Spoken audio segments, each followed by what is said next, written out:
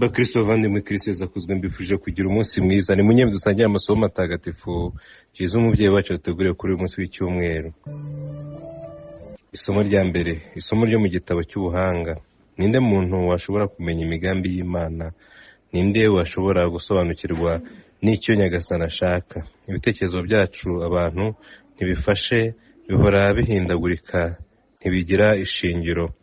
Umubiri ushanguka uremerera roho, iryo hema ry'ibumba rikabangamira umutima uhorana inkeke. Turushywa no kumenya ibiri ku isi, ndetse n'ibyo dushoboye tubigeraho bituruhije. Ariko se ninde wigeze atahura ibiri mu ijuru? Ninde kandi wajyaga kumenya ubushake bwawe iyo wowe ubwawe udatanga ubuhanga, naho uri mu ijuru ngo wohereze umwuka wawe mutagatifu? Nguko uko ibitekerezo by'abatuye isi byagorowe, abantu batozwa kumenya ibigushimisha, ubuhanga bubakiza butyo. Iyo ni ijambo ry'Imana.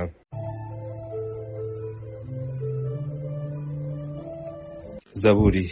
Nyagasani watubereye ikiramiro kuva mu gisekuruza kugera mu kindi. Abantu ubasubiza mu mukungugu, kuko wavuze uti bene muntu nimusubire iyo mwavuye.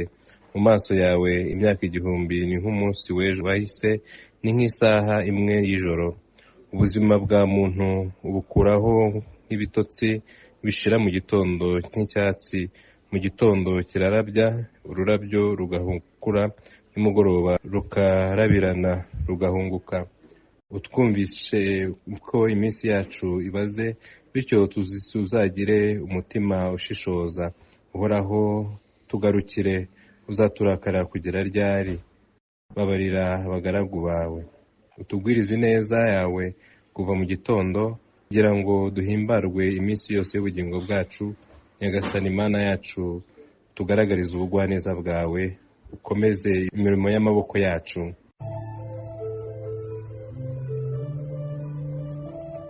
Isomo rya kabiri, isomo ryo mu ibaruwa mutagatifu Pawulo intumwa yandikiye Filemoni.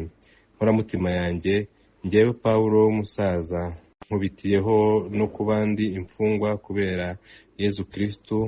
Ubu ngubu ndagutakambira kubera umwana wanjye nabyariye mu buroko, Onesimi, uwo nguwo. Ubu ndamukugaruriye, we nkoramutima yanjye. Nashakaga kumugumana hafi yanjye kugira ngo ajye amfasha mu kigwi cyawe. Muri ubu buroko nafungiwemo mporwa inkuru nziza, ariko ntacyo nashatse gukora utabyemeye, kugira ngo icyo gikorwa cyiza kitakubera agahato, ahubwo gituruke ku bwende bwawe. Kandi wenda wamubuze igihe gito, none arakugarukiye, kugira ngo uzamuhorane iteka. Uzasanga atakiri umucakara, ahubwo utambutse umucakara, usange ari umuvandimwe wawe ukunda. Njyeweho nuko amereye rwose, nawe niko azakumera, ndetse arusheho, ari mu maso y'abantu, ari no mu maso ya Nyagasani. Niba rero wemera ko ndi inshuti yawe, uramwakire nk'uko wanyakira. Iryo ni ijambo ry'Imana.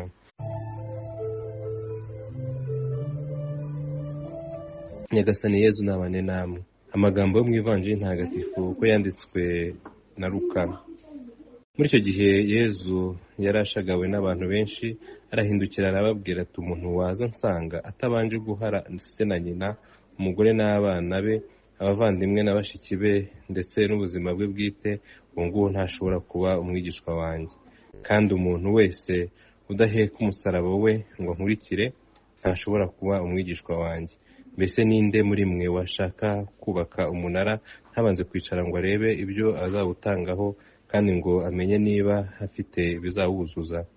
Aba yanga ko yatangira kubaka agasanga adashobora kuzuza, maze abazamubona bakamuseka bavuga ngo dore umuntu watangiye kubaka akananirwa no kuzuza.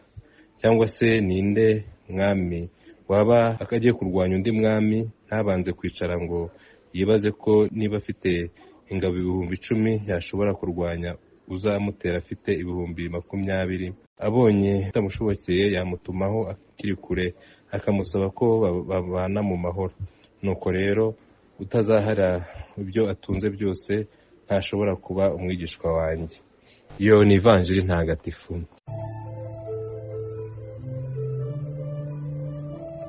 Bakristo bavandimwe, amasomo matagatifu aragaruka ku munezero nyawo ushingiye ku buhanga bw'Imana, ku kumenya Imana n'urukundo dukunda, umunezero ushingiye kuba twamenya ko ubwacu turi abanyantege nke, ko byose tubishobozwa n'Imana. Uko twabyumvise rero mu isomo rya mbere, uwo munezero uturuka ku kumenya umugambi w'Imana, ariko Imana ibigizemo uruhare kuko twe ubwacu n'intege nke zacu tutabyishoboza, ibitekerezo byacu ntibifashe kandi bihora bihindagurika.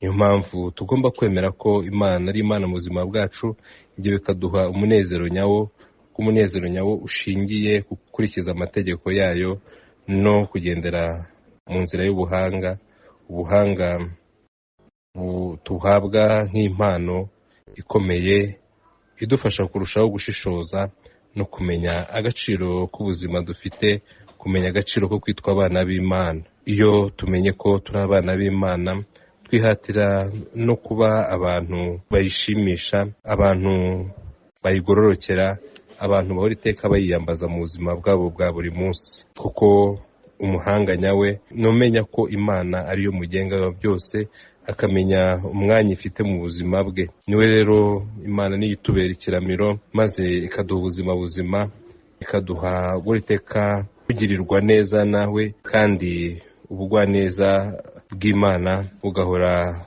budushyigikira mu buzima bwacu bwa buri munsi, bukatugira abavandimwe nk'uko twabyumvise mu isomo rya kabiri. Pawulo intumwa agaragariza inkoramutima ye Filemoni ko batisimu iduhindura abavandimwe, ikaduha buri teka tureba icyo dupfana kurusha icyo dupfa, tukaba abavandimwe batarangwamo ubucakara, ahubwo barangwamo ineza, barangwamo urukundo, bakundana, barangwamo ubumwe, barangwamo ubuvandimwe nyabwo buturuka ku Mana. Natwe rero turahamagarirwa kwakira abavandimwe bacu, tukababonamo abavandimwe tubikesha inkuru nziza, tubikesha batisimu, tubikesha ko turi abakristo. Yezu Kristo rero mu ivanjiri araduhamagarira kumukurikira, kumuhitamo muri byose, no kumva ko nta kimuruta. Gusanga Yezu Kristo rero bidusaba kutihambira ku bintu no ku bantu, bikadusaba guhora iteka turangamiye Kristo twemeye, tukamubera abigishwa, tukamubera abigishwa mu kumukurikira ndetse no mu kumukurikiza. Umusaraba ukatubera inzira itugeza ku ikuzo nyaryo. Yezu Kristo rero aratwibutsa ko igihe cyose duhetse imisaraba yacu tukamukurikira, tubasha kugera ku buzima nyabwo kandi tukabasha kuba abe ku buryo bwuzuye. Turebe rero aho ubukristo bwacu bushingiye, maze amasakaramentu duhabwa ajya iteka adufasha kwiyumvamo ko turi abana b'Imana, kuba abana b'Imana bidufashe gutera imbere mu bukristo bwacu. Nyagasani Yezu naduhe amahoro amukomokaho, umunezero nyawo ushingiye ku kuba tumukurikira, ushingiye ku kuba twaramwemeye, kandi batisimu ikatugira abana b'Imana ku buryo budasubirwaho, ku buryo buhoraho, dore iteka twishimiye ko Imana ari umugenga w'ubuzima bwacu. Nyagasani Yezu nabane namwe, ushobora byose kandi akabana nyirimpuhwe, nabaha umugisha, abarinda bakomeza biteho, abaha amahoro. Imana Data na Mwana na Roho Mutagatifu. Amen.